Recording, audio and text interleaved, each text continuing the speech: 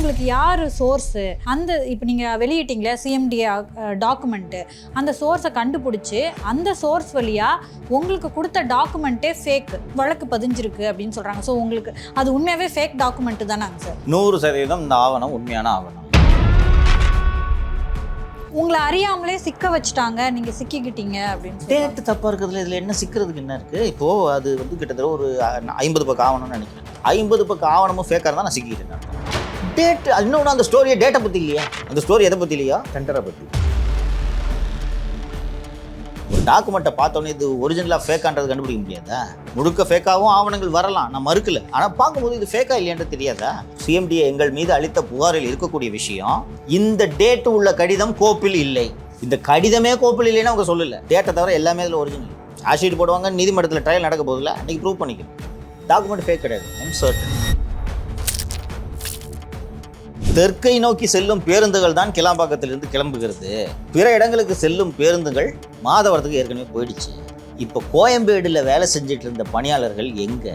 நீ அவங்கள தானே தூக்கி கிளாம்பாக்கத்தில் போட்டு வேலை பார்த்தது. கிளாம்பாக்கத்துக்குன்னு தனியாக இதுக்கு 9 போஸ்ட் கிரியேட் பண்ண. பெண் காவலர்களை அவதூறாக பேசிவிட்டார்கள் என்று என்பது வழக்கு போடலாம், தவறு இல்லை. யாராக இருந்தாலும் சட்டத்தின் முன் சமம். காவல்துறை என்னை மீண்டும் மீண்டும் என் மீது 17 வழக்குகளை போடுகிறதே, தமிழகம் முழுக்க சிறை மாற்றி சிறை என்னை அலைக்கழிக்கிறார்கள் என்றதை நீதி விருது முதல்வர் தடுத்திருக்கணுமா? நம்ம எதுக்கு தூக்கிட்டு போறீங்க? சுப்ரீம் கோர்ட்டுக்கு போய் தான் அது ஸ்டே வருது. அது அவசியமா? இது அரசுக்கு தானே கெட்ட பேர். அதிகாரிகள் தங்களுடைய தனிப்பட்ட பகைக்காக இதை செய்கிறார்கள்ன்றது சிஎம் கண்டுபிடிச்சிருக்கணுமா? நம்ம இந்த உமன் இன்ஸ்பெக்டர், ஆனால் உமன் இன்ஸ்பெக்டர் அந்த 10 வயசு குழந்தைய விசாரிக்கிறேன்னு வீடியோ எடுத்து அந்த வீடியோ வெளியில் ரிலீஸ் பண்ணி, அது தப்புன்ட்டு டைம்ஸ் ஆஃப் இந்தியாவை சேர்ந்த பத்திரிகையாளரும் மாரிதாசும் இது தவறு, காவல்துறை தப்பாக கையாண்டிருக்குன்ட்டு வெளியிட்டா அவங்க 2 பேருமே சிட்டி போடுற எஃப்ஐஆர் போடுறாங்க. திரு வாராகி ஏன் மீண்டும் மீண்டும் கைது செய்யப்படுகிறார் என்றால், திரு வாராகி ஆவணங்கள், இந்த திருச்சி பல்லக்கரணெல்லாம் சொத்து, பெண் விவகாரம் அதெல்லாம் சொல்லியிருந்தார்ல, யாரை பற்றி திரு வாராகி அவர்கள் ஆதாரங்களை வெளியிடுகிறேன் என்று சொல்லியிருந்தார் என்றால், இன்று சென்னை மாநகரத்தின் ஆணையாளராக இருக்கக்கூடிய திரு அருண் அவர்களை பற்றி தான் வெளியிடுவேன் என்று சொல்கிறார். வாராகி மீது பதிவு செய்யப்பட்டுள்ள 4 வழக்குகளும் சென்னை மாநகர காவல்துறை கீழ் பதிவு செய்யப்பட்டுள்ள வழக்கு. திரு அருண் அவர்கள் உத்தரவில் தான் வாராகி குண்டர் சட்டத்தில் கைது செய்யப்பட்டார்.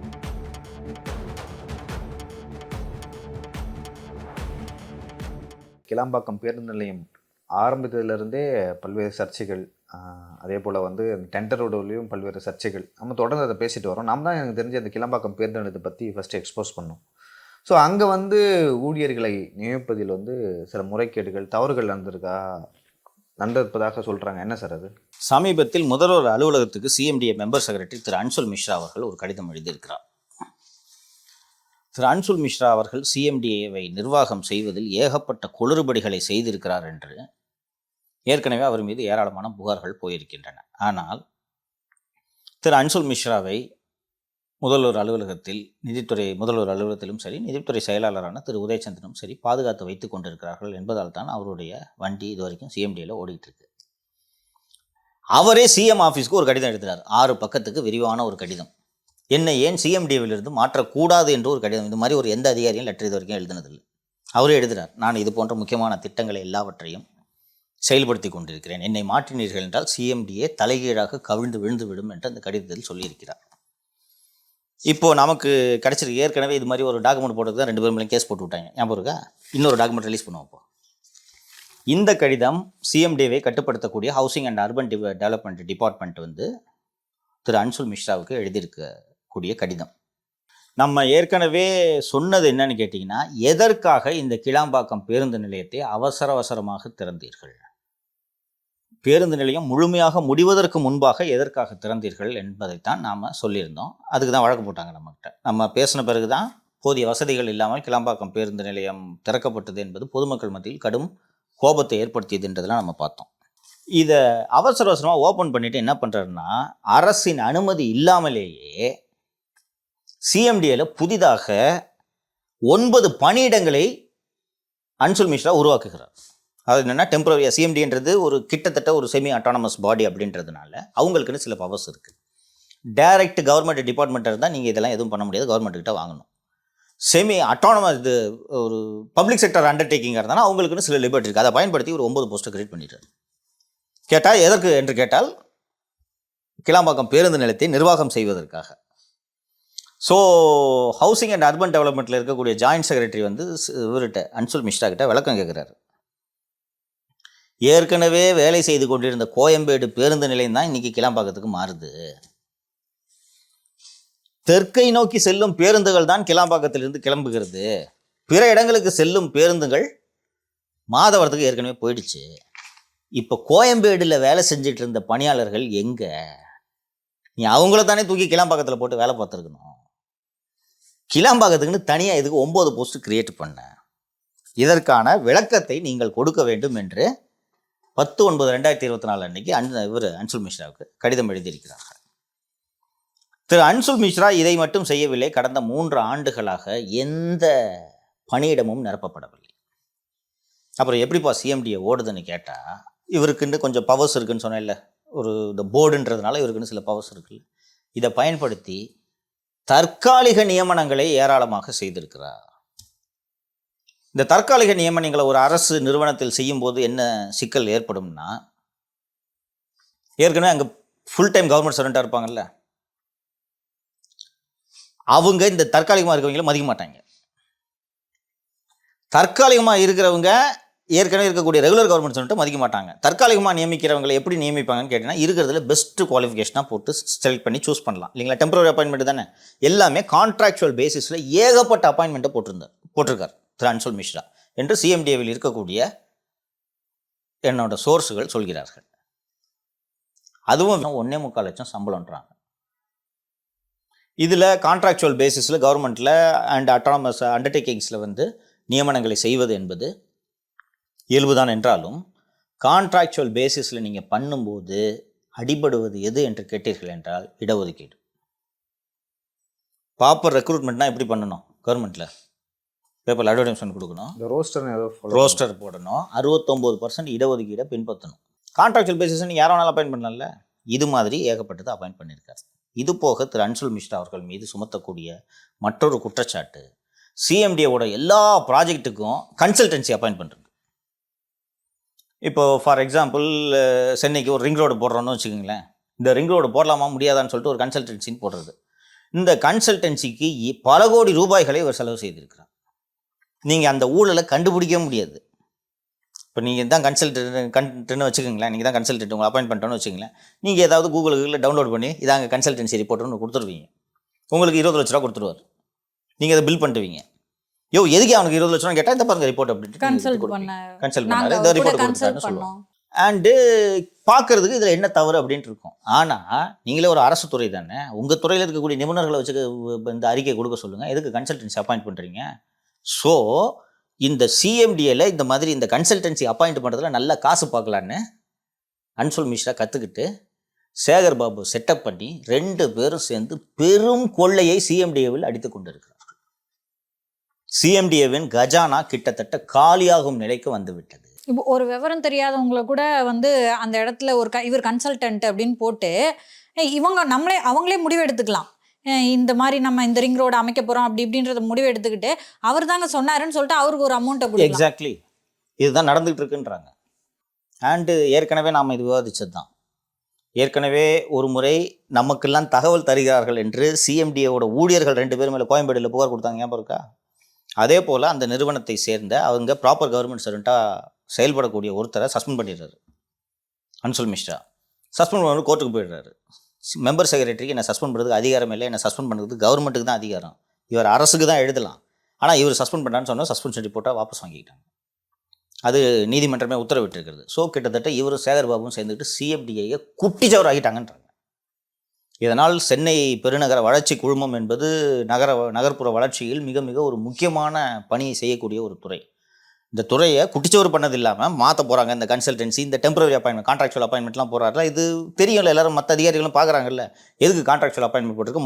முதலில் இது சமூக நீதிக்கு எதிரானது. முழுநேர பணியாளர்கள் தான் நீங்கள் நியமிக்கணும். இதையெல்லாம் கேள்வி கேட்டுவிட போகிறார்கள்னு ஒரு செயல்பாடு தான் ஐடியா கொடுத்துருப்பாரு. சிஎம் ஆஃபீஸ் லெட்டர் எழுதினேன், நான் சிஎம்கிட்ட பேசிக்கிறேன். இவங்க 2 பேரும் சேர்ந்து கொள்ளை அவ்வளவு கொள்ளை அடிச்சிட்டு இருக்காங்க. டெண்டரை ஃபிக்ஸ் பண்ணுறது அவ்வளவு எளிது கிடையாது. L1 L2 L3ன்ட்டு வரும். கன்சல்டன்சி ஃபிக்ஸ் பண்ணுறது அவங்களுக்கு சிக்கலே இல்லைல்ல. நான் வெறும் கன்சல்ட்டு தானே இங்கே பண்ணுறேன்னு சொல்லிட்டு இதில் தான் அவர் துட்டு அடிக்கிறாருன்றது தான் பேச்சாக இருக்கிறது. இந்த இந்த சிஎம்டிஏ டாக்குமெண்ட் ஆல்ரெடி நீங்கள் வெளியிட்டீங்க. அதில் நீங்கள் A1 இவர் A2 அப்படின்னு பெயில் கிடச்சிச்சு அவருக்கும். பெயில் கிடைச்சிருச்சு. இதுக்கு ஆக்சுவலாக இது வந்து நீங்கள் ஜெயிலுக்குள்ளே இருக்கும்போது நான் யூடியூப்பில் பார்த்த ஒரு வீடியோ. அதில் என்ன சொல்கிறாங்கன்னா, உங்களுக்கு யார் சோர்ஸு, அந்த இப்போ நீங்கள் வெளியிட்டீங்களே சிஎம்டிஏ டாக்குமெண்ட்டு, அந்த சோர்ஸை கண்டுபிடிச்சி அந்த சோர்ஸ் வழியாக உங்களுக்கு கொடுத்த டாக்குமெண்ட்டே ஃபேக்கு. ஸோ அந்த ஃபேக் டாக்குமெண்ட்டை நீங்கள் ட்விட்டரில் வெளியிட்டுட்டீங்க. அதன் மூலமாக உங்களை வந்து நீங்கள் ஃபேக் டாக்குமெண்ட் வெளியிட்டுட்டீங்க அப்படின்னு சொல்லிட்டு தான் உங்கள் மேலே ஒரு வழக்கு பதிஞ்சிருக்கு அப்படின்னு சொல்கிறாங்க. ஸோ உங்களுக்கு அது உண்மையாகவே ஃபேக் டாக்குமெண்ட்டு தானாங்க சார்? 100% இந்த ஆவணம் உண்மையான ஆவணம். ஆனால் ஆக்சுவலாக ஃபேக்கு சொன்னதுக்கு வந்து டேட்டு மட்டும் மாறு. டேட்டு அது தவறு. டாக்குமெண்ட் ஃபேக்குன்னு தான் நம்ம மேலே வழக்கு போட்டிருக்காங்க. அந்த டேட்டு தப்பு. இது கவர்மெண்ட் ஆஃபீஸில் இயல்பாக நடக்குமா? நானே நிறைய தப்பு பண்ணுவேன். இப்போ மாதத்தை மறந்துடுவோம். 29/10ன்றதுக்கு பதிலாக 29/8ன்னு போடுறது. உங்களை அறியாமலே சிக்க வச்சுட்டாங்க, நீங்கள் சிக்கிக்கிட்டீங்க அப்படின்னு டேட்டு தப்பாக இருக்கிறதுல இதில் என்ன சிக்கிறதுக்கு என்ன இருக்குது? இப்போது அது வந்து கிட்டத்தட்ட ஒரு 50 பக்கம் ஆவணம்னு நினைக்கிறேன். 50 பக்கம் ஆவணமும் ஃபேக்காக இருந்தால் நான் சிக்கிக்கிட்டேன்னு அர்த்தம். ரைட்டுங்களா? டேட்டு இன்னொன்று, அந்த ஸ்டோரியை டேட்டை பற்றி இல்லையே. அந்த ஸ்டோரி எதை பற்றி இல்லையோ? டெண்டரை பற்றி. 15 வருஷம் பிவிஜிக்கு எதுக்கு கொடுத்த? ஜெய்ப்பூர் முனிசிபல் கார்பரேஷனால் பிளாக் லிஸ்ட் பண்ணப்பட்ட பிவிஜி நிறுவனத்துக்கு எதுக்கு டெண்டர் கொடுத்தீங்க? இவ்வளவு. இன்னொன்று, 30ஆம் தேதிக்குள்ளே பேங்க் கேரண்டி 2 கோடியோ 3 கோடியோ கட்டணும் இல்லையா? இன்னைக்கு டேட்டு வரைக்கும் பேங்க் கேரண்டி அந்த நிறுவனம் கொடுக்கல. பஸ் ஸ்டாண்டை எப்படி திறந்த? இந்த நிறுவனம் வந்து வருஷத்துக்கு கிட்டத்தட்ட 55 கோடி சம்பாதிக்குது. ஆனால் இந்த நிறுவனம் வெறும் 3 கோடியை தான் சிஎம்டி கட்டுது. இவ்வளோ நட்டதுக்கு எதுக்கு கொடுத்த? இதான் ஸ்டோரி. டேட்டு ஸ்டோரியே கிடையாது. ஆனால் இவங்க டேட்டு தப்பாக போட்டுட்டாங்க அப்படின்றாங்க. இன்னொன்று, டேட்டு தானே இதில் தவறு. அந்த டேட்டை தவிர மீதி இருக்கிற டாக்குமெண்ட்லாம் ஃபேக்குன்னு சொல்ல முடியுமா? நாங்கள் டெண்டரில் முறைகேடு நடந்தது உண்மை தானே. பிவிஜியை தவிர வேறு நிறுவனமே அதில் பங்கேற்கலன்றதும் உண்மை தானே. அது என்னைக்கா இருந்தாலும் விசாரணைக்கு வரப்போகுது. சேகர் பாபு, அன்சுல் மிஸ்ரா எல்லாரும் மாட்டுவாங்க. என்ன ஆட்சி மாறாமையாக போயிட போகுது? அது வரும். ஆவணம் போலியே கிடையாதுன்னு. அம்மா உங்களுக்கு தெரியும், நான் 18 வருஷம் கவர்மெண்ட் ஆஃபீஸில் வேலை செஞ்சேன். ஒரு டாக்குமெண்ட்டை பார்த்தோன்னே இது ஒரிஜினலாக ஃபேக்கான்றது கண்டுபிடிக்க முடியாதா? தட் என்ன இருக்குன்றது உங்களுக்கு தெரியும் இல்லை? முழுக்க ஃபேக்காகவும் ஆவணங்கள் வரலாம், நான் மறுக்கல. ஆனால் பார்க்கும்போது இது ஃபேக்கா இல்லையான்றது தெரியாதா? இவங்க வந்து அந்த சிஎம்டிஏ எங்கள் மீது அளித்த புகாரில் இருக்கக்கூடிய விஷயம், இந்த டேட்டு உள்ள கடிதம் கோப்பில் இல்லை. இந்த கடிதமே கோப்பில் இல்லைன்னா அவங்க சொல்லலை. டேட்டை தவிர எல்லாமே இதில் ஒரிஜினல். ஆஷீட் போடுவாங்க, நீதிமன்றத்தில் ட்ரையல் நடக்க போதில்ல, அன்றைக்கி ப்ரூவ் பண்ணிக்கிறோம். டாக்குமெண்ட் ஃபேக் கிடையாது. I'm certain. இந்த இப்போ அடுத்து இந்த இன்னொரு லெட்டர் போடுறான், இதுவும் ஃபேக்குன்னு சொல்லிட்டோம். இது கவர்மெண்ட் லெட்டரு, சொல்லிட்டோம் ஃபேக்குன்னு. இன்னொன்று, இந்த நேரத்தில் நான் கூடுதலாக ஒன்று சொல்ல விரும்புகிறேன். குஜராத்தில் நம்ம குஜராத்தில் தான் நினைக்கிறேன், மகேஷ் லங்கா என்ற இந்து நாளேட்டில் பணிபுரியக்கூடிய ஒரு செய்தியாளரை கைது செய்திருக்கிறார்கள். அவர் வீட்டை சோதனை செய்தபோது அவர் வீட்டில் அரசு ஆவணங்கள் இருந்தது என்று அது குற்றச்சாட்டில் சுமத்தப்படுகிறது. வேறு ஏதோ ஒரு சார்ஜில் அவர் கைது பண்ணுறாங்க. அப்புறம் வீட்டை சர்ச் பண்ணும்போது ஆவணங்கள் இருக்குது. ஒரு பத்திரிகையாளர் வீட்டை சோதனை பண்ணால் ஆவணங்கள் இருக்கணும். அரசு ஆவணமும் இருக்கணும். இராணுவ ரகசியங்கள் தவிர எல்லாமே இருக்கலாம். கரெக்டாக சொன்னீங்க, அழகாக சொன்னீங்க. நாட்டின் இராணுவ ரகசியங்களை தவிர வேறு அரசாவணம் தான் இன்னும் சொல்ல போனால் இருக்கணும். இப்போ இது வந்திருக்கு. அன்சுல் மிஸ்ராட்ட விளக்கம் கேட்டிருக்காங்க. எதுக்குப்பா கோயம்பேட்டில் இருந்த ஸ்டாஃப்லாம் இங்கே, நீ எதுக்கு 9 பேர் புதுசாக எதுக்கு அப்பாயிண்ட் பண்ணிட்டு கேட்டிருக்காங்க. இது அரசு ஆவணம் தான். ஆனால் இன்றைக்கு இந்த திமுக அரசு எப்படிப்பட்ட சூழலை உருவாக்குகிறது என்றால், நம்ம சக பத்திரிகையாளர்களை நீங்கள் இந்த டாக்குமெண்ட்டை நான் எழுதி தர்றேன், எந்த மீடியாட்ட நீங்கள் கொடுத்தீங்கனாலும் இது பப்ளிஷ் பண்ண மாட்டாங்க. நீங்கள் நம்ம போடுறோம் சேனல்லே, யாரும் பப்ளிஷ் பண்ண மாட்டாங்க. என்னென்னா, இது எப்படி வந்துச்சு, இது ரகசியமாயிற்று, நீங்கள் இதை எப்படி பப்ளிஷ் பண்ணீங்க, அரசு ஆவணத்தை திருடிய குற்றத்துக்கு நீங்கள் ஆளாவீங்கன்னா, யாராவது ஒருவர் எடுத்து ஒரு தவறு நடக்கும்போது யாராவது ஒரு எடுத்து ஊடகங்களுக்கு தான் கொடுப்பார். இப்போ இந்த டாக்குமெண்ட் இல்லைன்னா இந்த தவறு நடந்திருக்கிறத எப்படிமா சொல்லுவீங்க பொதுவெளியில்? இது ஒரு பத்திரிகையாளனோட கடமை. சோர்ஸை டெவலப் பண்ணி இந்த மாதிரி டாக்குமெண்ட்ஸ் எடுத்து வெளியிடுறது ஒரு பத்திரிகையாளரின் கடமை. இதை நாம் வெளியிடவில்லை என்றால் இப்படி ஒரு தவறு நடந்திருப்பது எப்படி தெரியும்? அவசியம் இல்லாமல், அதிகாரம் இல்லாமல் 9 போஸ்ட் இவர் அப்பாயிண்ட் பண்ணியிருக்காருன்றது இந்த ஆவணத்தின் மூலமாக தானே வெளிப்படுது. ஆனால் இன்றைக்கி இப்படி இந்த வழக்கு, எங்கள் மீது போட்ட வழக்கு, நீங்கள் கேட்டிங்கல்ல, நீங்கள் ஒரு போலி ஆவணத்தில் மாட்டிக்கிட்டீங்க அப்படின்னு சொல்லிட்டு, அது ஆக்சுவலி அவங்களோட கோபம் ஆவணம் எப்படி கிடைச்சதுன்றது தான். ஓகேங்களா? அது ஆவணம் போலி இல்லைன்றது அவங்களுக்கும் தெரியும். ஆவணம் எப்படி கிடைத்ததுன்றதான் அவங்களுக்கு சிக்கல். ரொம்ப ரகசியமாக சிஎம்டிஏ சேர்மன் மெம்பர் செக்ரட்டரிக்கு வந்த இமெயிலு இவங்களுக்கு எப்படி போச்சு, இதுதான் அவங்களுக்கு பிரச்சனை. அந்த ஆவணம் போலி இல்லைன்றதெல்லாம் நல்லா தெரியும் அவங்களுக்கு. இது எப்படி இவங்ககிட்ட மட்டும் எப்படி இது வருது? ஸோ இன்றைக்கி நான் சொன்ன மாதிரி இந்த டாக்குமெண்ட் யார்கிட்ட கிடச்சிருந்தாலும் பப்ளிஷ் பண்ண மாட்டாங்க. என்னன்னா இந்த திமுக அரசு வழக்கு போட்டு பத்திரிகையாளர்கள் மத்தியில் ஒரு அச்சத்தை ஏற்படுத்தி விட்டது. டாக்குமெண்ட் போட்டால் ஐயோ எப்படி கிடச்சதுன்னு சொன்னோன்னா சோர்ஸ்ன்னு சொல்லியா, அதானே ஜேர்னலிஸ்ட் வேலை, அதானே இப்போ நம்ம வேலை. ஆமாம், சோர்ஸ் தானே டாக்குமெண்ட் கொண்டு வந்து கொடுப்பாங்க. பொய்யா ஃபேப்ரிகேட் பண்ணக்கூடாது, அவ்வளோதான். பொய்யான ஆவணத்தை பப்ளிஷ் பண்ணுறது அது தப்பு. நீங்களா ஒரு டாக்குமெண்ட் கிரியேட் பண்ண அது தப்பு. ஆனால் உண்மையான அரசு ஆவணத்தோட நகல் உங்களுக்கு கிடைச்சா நீங்கள் பப்ளிஷ் பண்ணணும். அது டியூட்டி, ஜேர்னலிஸ்ட் டியூட்டி. இன்னும் சொல்ல போனா ஒவ்வொரு ஜேர்னலிஸ்ட்டும் அரசுகிட்டே அரசு அலுவலகங்களிலிருந்து ஊழல் நடக்கும் இடங்களில் ஆவணங்களை எடுத்து வெளியிட வேண்டும்.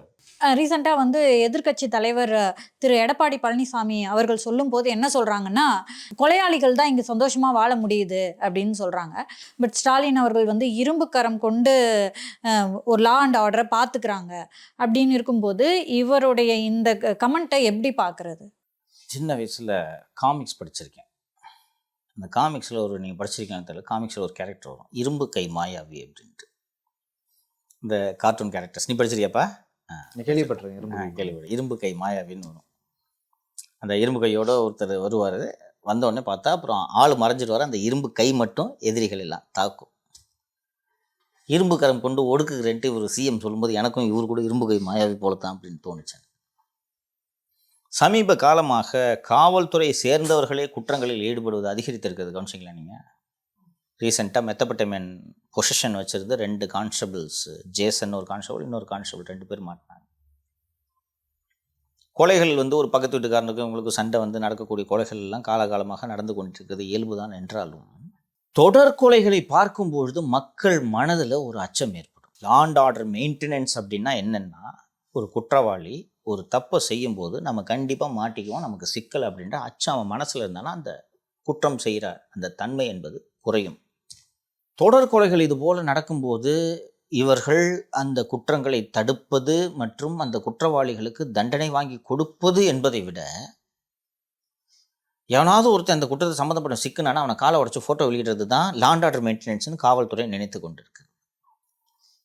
ப்ராப்பரான லா அண்ட் ஆர்டர் சூப்பர்விஷன் இல்லைன்னா ஒரு அரசு மிக மோசமான அவப்பெயரை சந்திக்கும். லா அண்ட் ஆர்டர்ன்றது வெரி வெரி எசென்ஷியல். இது என்னென்னா, ஏன் சொல்கிறேன்னா, அந்த ஒரு குற்றச்செயல்கள் நடப்பதை இப்போ எல்லாம் வீடியோவில் அதிகம் வர ஆரம்பிக்குது. நீங்கள் குறிப்பிட்ட அந்த பல்லடம் ட்ரிபிள் மர்டரே எடுத்துக்கிட்டிங்கன்னா 3 பேர் இன்றைக்கு வரைக்கும் இந்த மொமெண்ட் வரைக்கும் 3 நாளோ என்னமோ ஆகுது, இது வரைக்கும் அந்த குற்றவாளிகளை கண்டுபிடிக்கல. இது போன்ற கொலைகள் மக்கள் மனசில் அச்சத்தை ஏற்படுத்தும். மக்களுக்கு மெயினாக அடிப்படை அந்த அரசியலமைப்பு சட்டம் தந்துள்ள வாழும் உரிமை, அந்த பாதுகாப்பு. அந்த பாதுகாப்பு இல்லை நாம் நிம்மதியாக வாழ முடியாது, நம்மளோட ப்ராப்பர்ட்டிஸு பத்திரமாக இருக்காதுன்ற அச்சம் மக்களுக்கு வரும்போது அரசாங்கத்தின் மீது நம்பிக்கை இழப்பார்கள். பாதுகாப்பு, அந்த சட்டம் ஒழுங்கு சரியாக செயல்படுகிறதா என்பதை உறுதி செய்ய வேண்டியது உள்துறையை கையில் வைத்திருக்கக்கூடிய முதல்வருடைய கடமை. இவரை தொடக்கத்திலிருந்தே சிஎம்ஐ பர்டிகுலர்லி போலீஸ் ஆஃபீஸர்ஸ் ஏமாற்றிட்டு இருக்காங்க. அண்ட் போலீஸ் டிபார்ட்மெண்ட் மேலே துளியும் முதல்வருக்கு கட்டுப்பாடு இல்லாமல் போனதால் காவல்துறை இன்று யாருடைய கட்டுப்பாட்டிலும் இல்லாமல் தறிகட்டு போய்விட்டது. இந்த மாதிரி ஒரு எடப்பாடி பழனிசாமி ஒரு ட்ரிபிள் மர்டர் சுட்டி காட்டி ஸ்டேட்மெண்ட் கொடுக்குறாருன்னா குறைந்தபட்சம் நீங்கள் திருப்பூர் ஆணையரை மாற்றியிருக்க வேண்டும். அப்போ தான் விசிபிளாக தெரியும், புரியுதுங்களா? இப்போ நீங்கள் இந்த ஒரு இப்படி நடக்குது, இன்னும் குற்றவாளியை கண்டுபிடிக்கலன்னு சொன்னால் டப்புன்னு அந்த சம்மந்தப்பட்ட ஆள் மேலே நீங்கள் ஆக்ஷன் எடுத்தீங்கன்னா மற்ற அதிகாரிகளுக்கு பயம் வரும். கஷ்டம் பஸ்ஸு, சிஎம் இப்படி ஆக்ஷன் எடுக்கிறாரு அப்படின்ட்டு அச்சம் வரும். இன்றைக்கு தமிழக காவல்துறையை பொறுத்த வரைக்கும் நீங்கள் எந்த தவறை செய்தாலும் நம் மீது நடவடிக்கை வராது என்பது இவர்கள் அத்தனை போலீஸ் அதிகாரிகளுக்கும் உறுதியாக தெரியும். சமீபத்தில் கூட கள்ளக்குறிச்சி சாராயம் தொடர்பான அந்த வழக்கை சென்னை உயர்நீதிமன்றம் சிபிஐ விசாரணைக்கு மாற்றியது. அந்த சிபிஐ விசாரணைக்கு மாற்றும் பொழுது நீதிமன்றம் சுட்டி காட்டியிருந்த மிக முக்கியமான ஒரு காரணம், இந்த கள்ளச்சாராய ஜூரிஸ்டிக்ஷனில் இருக்கக்கூடிய இன்ஸ்பெக்டர், டிஎஸ்பி அண்ட் எஸ்பியை சஸ்பெண்ட் பண்ணுறீங்க. எஸ்பியை மட்டும் 40 நாள் கழித்து எதுக்கு வேலை கொடுத்தீங்கன்ட்டு கோர்ட்டு கேள்வி கேட்குது, இவங்ககிட்ட பதில் இல்லை. நாம் அந்த நிகழ்ச்சியில் அந்த தீர்ப்பு பற்றி பேசும்போதே நம்ம பேசணும். ஒரு சிஎம் கிட்ட போயிட்டு இந்த மாதிரி சுரேஷ் தான் அந்த எஸ்பி பேர்னு வச்சுக்கோங்களேன், சுரேஷை சஸ்பெண்ட் பண்ணுறாங்க, சிஎம் தான் கையெழுத்து போனதில்லை, கையெழுத்து போடுறாரு. 40 நாள் கழித்து சுரேஷை ரீஇன்ஸ்டேட் பண்ணுறதுக்கு அந்த ஃபைலை திருப்பி சிஎம்கிட்ட எடுத்துகிட்டு போகும்போது, இது யார் இப்போ அது சுரேஷ் எதுக்கு சஸ்பெண்ட் பண்ணோம் சார், அது கலாச்சாரம் இப்போ என்ன கண்டுபிடிச்சாச்சா, போயா எடுத்துக்கிட்டு இப்படி சிஎம் சொல்லணும். அதுக்கும் கையெழுத்து போடுறாரு, இதுக்கும் கையெழுத்து போடுறாரு. இதே போல தான் மரக்கான கலாச்சார சபையில் நடந்துச்சு. அப்போது ஒரு எஸ்பி பேர் நினைவில்லை, அங்கேயும் எஸ்பி சஸ்பெண்ட் பண்ணாங்க, 40 நாளில் வேலை கொடுத்துட்டாங்க. அப்போ எந்த அதிகாரிக்கு பயம் இருக்கும்? நாம் ஏற்கனவே நமது சேனலில் பேசியிருக்கிறோம். முதல்வர்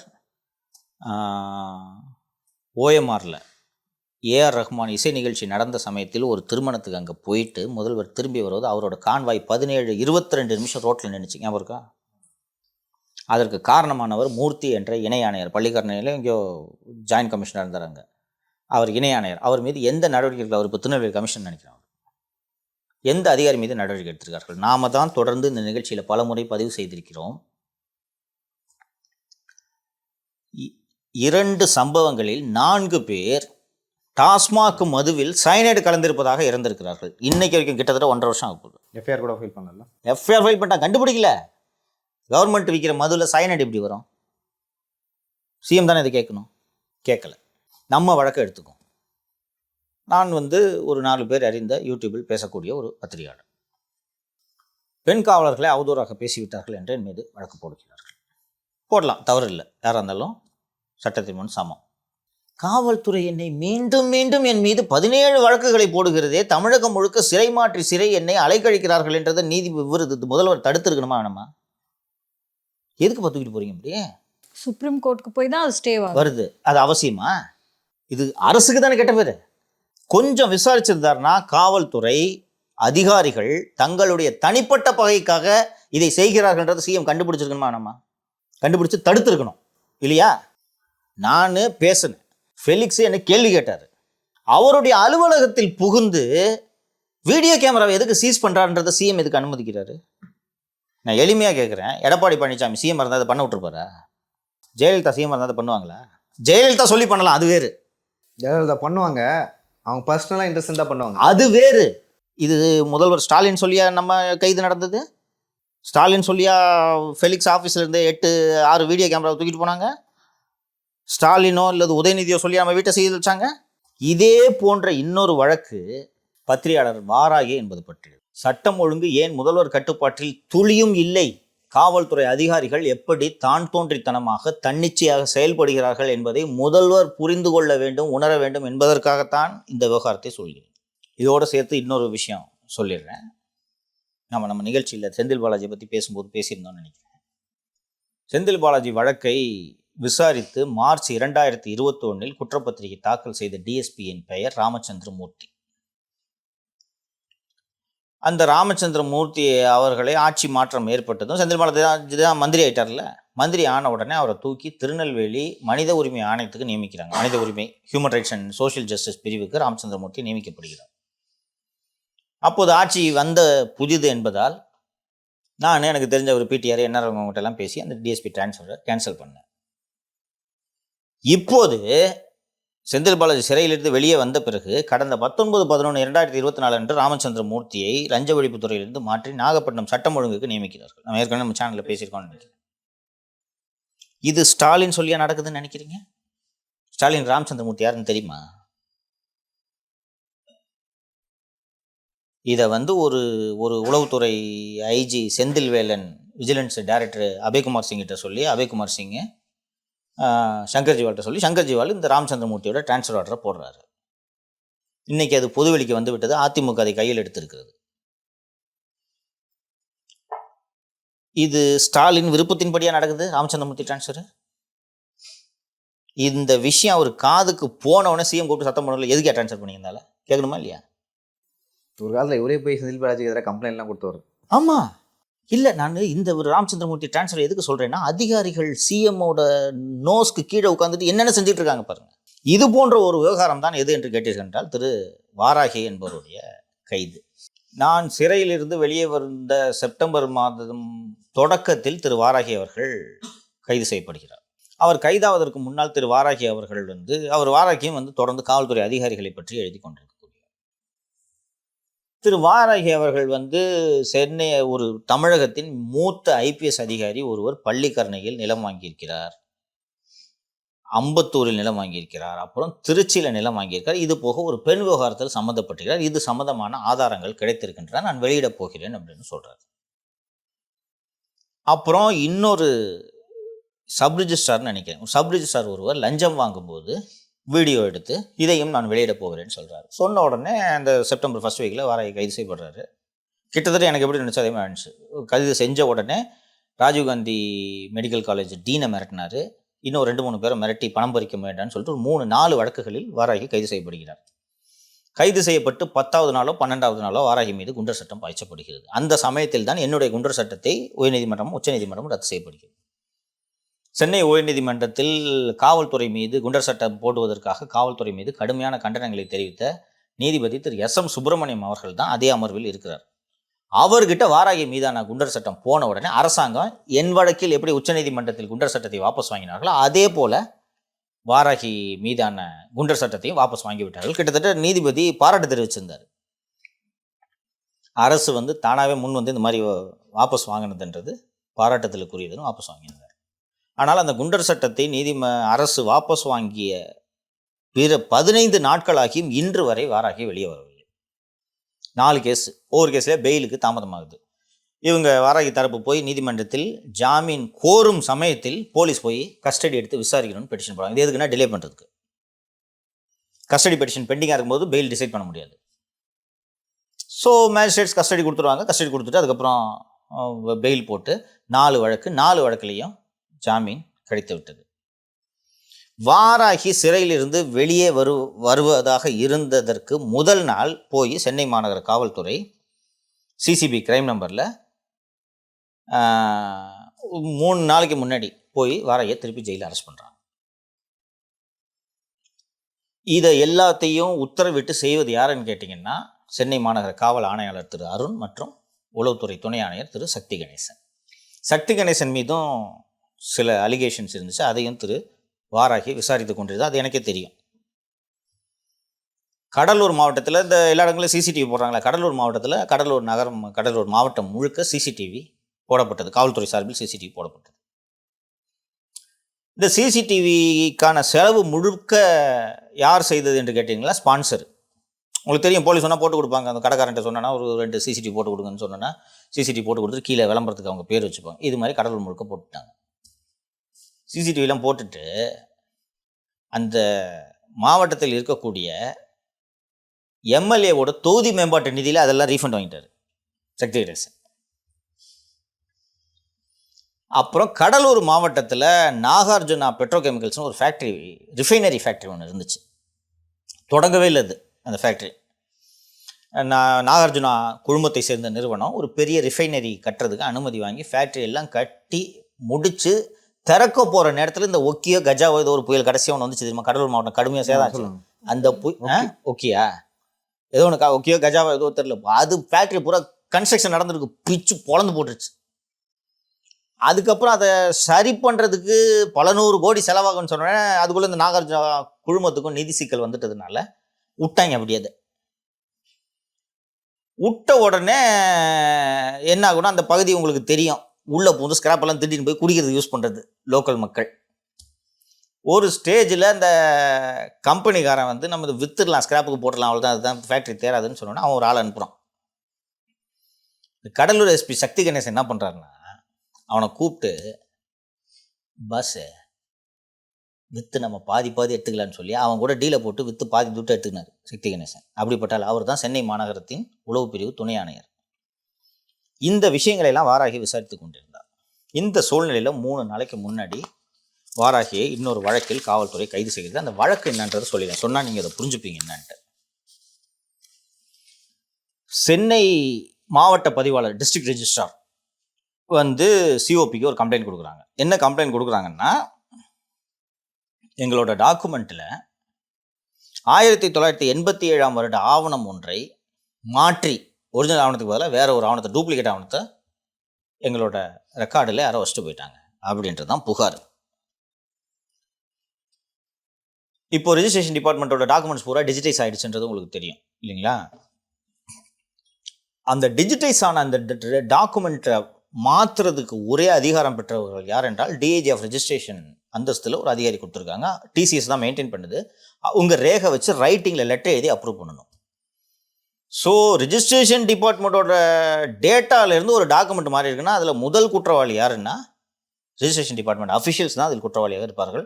நம்ம ஸ்டோரி பண்ணோமே சென்ட் தாமஸ் மவுண்ட்டு, ஆமாம், ஆங்கிலோ இண்டியன் பண்ணோமா, அதில் மாற்றிருந்தாங்களா ரெக்கார்டு 1920 டாக்குமெண்ட்டை மாற்றிருந்தாங்களா, அதெல்லாம் ரிஜிஸ்ட்ரேஷன் டிபார்ட்மெண்ட்டோட துணையோட தான் நடந்திருக்கு. ஸோ ஃபஸ்ட்டு அங்கே தான் விசாரிக்கணும்.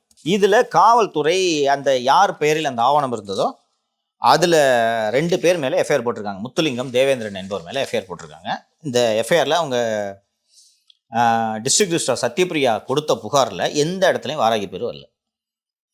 அதில் என்ன சொல்கிறாங்கன்னா, இந்த மாதிரிங்க போலியாக தயாரிக்கப்பட்டு இடைச்செருகல் செய்யப்பட்ட ஆவணம் என்பது தெரிய வருகிறது, அதனால காவல்துறை இதுக்கு மேலே நடவடிக்கை எடுக்கணும். இவ்வளோ தான் அந்த புகார். இதில் வாராகி எப்படி சம்மந்தப்பட முடியும் சொல்லுங்கள்? ஸோ இதில் ஒரு அக்யூஸ் வாராகி சம்மந்தப்பட்டிருக்காருன்னா அப்போ எந்த பத்திரப்பதிவுத்துறை அதிகாரி ஹெல்ப் பண்ணாரு? சம்மந்தப்பட்டிருக்காரு. இன்னொன்று வாராகி இதில் சம்மந்தப்பட்ட வாய்ப்பே இல்லை. இப்படி இந்த சம்பவம் நடந்ததே வாராகிக்கு தெரியாது. ஸோ இந்த முத்துலிங்கன்ட்டு ஒருத்தரை அரெஸ்ட் பண்ணுறாங்க. இதில் முத்துலிங்கம் தான் அரெஸ்ட் பண்ணி அவர்கிட்ட ஒப்புதல் வாங்கிடுறாங்க. அதில் என்ன இருக்குன்னா, அது என்ன வேணாலும் எழுதிக்கலாம். ஒப்புதல் வாக்குமூலம்னா என்ன, காவல்துறை பதிவு செய்யக்கூடிய ஒப்புதல் வாக்குமூலம்னா என்னன்றதை ஃபஸ்ட்டு தெரிஞ்சுங்க. எது வேணாலும் எழுதி கொள்ளலாம், அதுதான் ஒப்புதல் வாக்குமூலம். அது நீதிமன்றத்தில் செல்லாது. போலீஸ்ட்டை கொடுக்குற ஒப்புதல் வாக்குமூலம் நீதிமன்றத்தில் செல்லாது. ஆனால் எப்போவுமே அவர்கள் எதை விரும்புகிறார்களோ அதை எழுதி கொள்வார்கள். இப்படி தான் என்கிட்ட ஒரு 5-6 இடத்துல கஸ்டடி எடுத்தாங்கல்ல, ஒவ்வொரு இடத்துல இஷ்டத்துக்கு எழுதிட்டாங்க. சொன்ன விஷயங்கள்லாம் எழுதலை, சொல்லாத விஷயம் இஷ்டத்துக்கு எழுதிக்குவாங்க. அவங்க வசதிப்படி எழுதி கொள்வார்கள். அதுபோல் அந்த ஒப்புதல் வாக்குமூலத்தின் அடிப்படையில் வாராகி 3 நாட்களுக்கு முன்பாக கைது செய்யப்பட்டிருக்கிறார். எதற்காக நீங்கள் சட்டம் ஒழுங்கு பற்றி பேசும்போது இதை நான் குறிப்பிடுகிறேன் என்றால், இது பொய் வழக்கு. திரு வாராகி ஏன் மீண்டும் மீண்டும் கைது செய்யப்படுகிறார் என்றால், திரு வாராகி ஆவணங்கள், இந்த திருச்சி பல்லக்கெல்லாம் சொத்து, பெண் விவகாரம் அதெல்லாம் சொல்லியிருந்தார்ல, யாரை பற்றி திரு வாராகி அவர்கள் ஆதாரங்களை வெளியிடுகிறேன் என்று சொல்லியிருந்தார் என்றால், இன்று சென்னை மாநகரத்தின் ஆணையாளராக இருக்கக்கூடிய திரு அருண் அவர்களை பற்றி தான் வெளியிடுவேன் என்று சொல்கிறார். வாராகி மீது பதிவு செய்யப்பட்டுள்ள 4 வழக்குகளும் சென்னை மாநகர காவல்துறை கீழ் பதிவு செய்யப்பட்டுள்ள வழக்குகள். திரு அருண் அவர்கள் உத்தரவில் தான் வாராகி குண்டர் சட்டத்தில் கைது செய்யப்பட்டார். திங்கட்கிழமை வாராகியின் வழக்கறிஞர் 4 வழக்குகளையும் சிபிஐ விசாரணைக்கு மாற்றுங்கள் என்று வழக்கு தாக்கல் செய்ய உள்ளார்கள். அந்த வழக்கு எப்படி போகுதுன்னு தெரியாது. ஒருவேளை சிபிஐ விசாரணைக்கு இந்த வழக்கிலும் உத்தரவிடப்பட்டால் தமிழக அரசுக்கு அது அவமானம் இல்லையா? இப்போ முதல்வர் ஸ்டாலின் வாராகியை கைது பண்ண சொன்னாரு. அருணுக்கு வாராகியை பிடிக்கல, என்னை பற்றி நீ டாக்குமெண்ட் வெளியிட்டியா, ஒன்று பிடிச்சி உள்ளே போடுறேன்றாரு. அதற்கு அருண் அவர்கள் காவல்துறையை தவறாக பயன்படுத்துவதை முதல்வர் அனுமதித்துக் கொண்டு தானே இருக்கிறார். இப்போ காவல்துறை சிஎம் கட்டுப்பாட்டில் இருக்கா? இதனால் தான் சட்டம் ஒழுங்கு பிரச்சனை வருதுன்றேன். ஒரு பயம் இருக்கணும் அதிகாரிகளுக்கு. ஜெயலலிதா இருந்தாங்கன்னா தூக்கி மண்டபத்துக்கு போடுவாங்கன்ற அச்சம் இருக்கும், சஸ்பெண்ட் பண்ணிடுவாங்கன்ற அச்சம் இருக்கும். ஒரு அதிகாரிக்கு இந்த பயம் இருக்கா? கலாச்சாரம் குடிச்சா 66 பேர் செத்துருக்கான், சஸ்பெண்ட் பண்ணுவாங்க, 40 நாளில் வேலை கொடுக்குறீங்க, எப்படி பயம் இருக்கும்? ஒரே ஒரு அதிகாரிக்கு கூட நம்ம மீது நடவடிக்கை எடுக்கப்படும் என்ற அச்சம் கிடையாது. ஒவ்வொரு அதிகாரியும் ஒரு காட்ஃபாதரை பிடிச்சி வச்சுருக்காங்க. ஒருத்தருக்கு மாப்பிள்ளை, ஒருத்தருக்கு சிஎம் ஆஃபீஸில் இருக்கக்கூடிய தலைமைச் செயலாளர் உதயச்சந்திரன். நாம தான் இதை பிரேக் பண்ணணும். உங்களுக்கு நினைவு இருக்கும், கலாச்சாரத்துக்கு அந்த லெட்டர் வந்துச்சு இல்லை, அந்த லெட்டர் மீது நடவடிக்கை எடுக்கல. 66 பேர் செத்துருக்கானே, இதுக்கு காரணமான ஆள் யாருன்றதை விசாரணைக்கு ஸ்டாலின் உத்தரவிட்டு இருந்தா அச்சம் இருக்குமா? இருக்காது அதிகாரிகள்கிட்ட. இது போக சமீபத்தில் இந்த வழக்கை நீங்கள் பார்த்துருப்பீங்க. சென்னை அண்ணா நகரில் ஒரு 10 வயது குழந்தைக்கு, பெண் குழந்தைக்கு பாலியல் சீண்டல் நடைபெறுகிறது. இந்த வீட்டில் உள்ளவங்க போய் போலீஸ் ஸ்டேஷனில் கம்ப்ளைண்ட் கொடுத்தா இந்த உமன் இன்ஸ்பெக்டர், உமன் இன்ஸ்பெக்டர் அந்த 10 வயசு குழந்தைய விசாரிக்கிறேன்னு வீடியோ எடுத்து அந்த வீடியோ வெளியில் ரிலீஸ் பண்ணுறாங்க. அது தப்புன்ட்டு டைம்ஸ் ஆஃப் இந்தியாவை சேர்ந்த பத்திரிகையாளரும் மாரிதாஸும் இது தவறு, காவல்துறை தப்பாக கையாண்டிருக்குன்ட்டு வெளியிட்டா அவங்க 2 பேருமே சிட்டி போடுது எஃப்ஐஆர் போடுறாரு அருண். அவங்க அப்பா அம்மாவை கூட மிரட்டினதா? எஸ் அந்த வழக்கு தான், அந்த வழக்கு தான். அந்த குழந்தையோட, பாதிக்கப்பட்ட குழந்தையோட அப்பா அம்மாவையே மிரட்டியிருக்காங்க.